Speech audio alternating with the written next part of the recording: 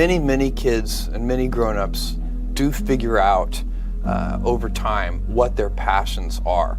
And sometimes we let I don't think it's that hard. I think what happens though sometimes is that we let our intellectual selves overrule those passions. And so that's what needs to be guarded against. My job, one of my jobs as the leader of Amazon, is to encourage people to be bold. And people love to focus on things that aren't yet working. And that's good, it's human nature. That kind of divine discontent can be very helpful.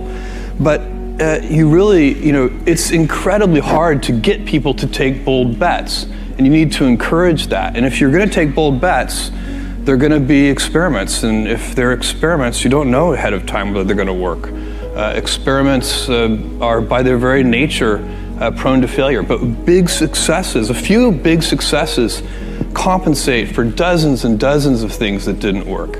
So, bold bets, AWS, Kindle, Amazon Prime, our third-party seller business, all of those things are examples of bold bets that did work, and they pay for a lot of experiments. I've made billions of dollars of failures at Amazon.com, literally billions of dollars of failures. And you might remember Pets.com or Cosmo, or give myself a root canal with no anesthesia very easily. None of those things are fun, but they don't matter. What really matters is companies that don't continue to experiment, companies that don't embrace failure. They eventually get in a desperate position where the only thing they can do is make a kind of Hail Mary bet at the very end of their corporate existence. Whereas companies that are, making bets all along, even, big bets, but not bet the company bets. I don't believe in bet the company bets. That's when you're desperate. That's the last thing you can do. It's not, you could be out of work and have terrible work-life balance. Even though you've got all the time in the world, you could just feel like, oh my God, I'm miserable, and you would be draining energy. And so you have to find that harmony. It's a much better word. And I think for most people, it's about meaning. People want to know that they're doing something interesting and useful. And for us, because of the challenges that we have chosen for ourselves, we get to work in the future, and it's super fun to work in the future for the right kind of person. You need to be nimble and robust. So you need to be able to take a punch, and you also need to be quick and innovative and doing new things at a high speed. That's the best defense against the future.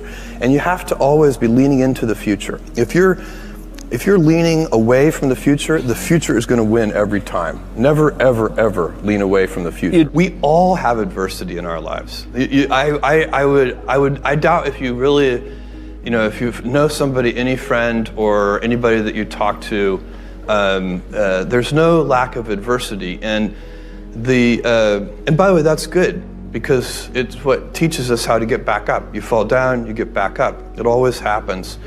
And you get certain gifts in life, and you want to take advantage of those.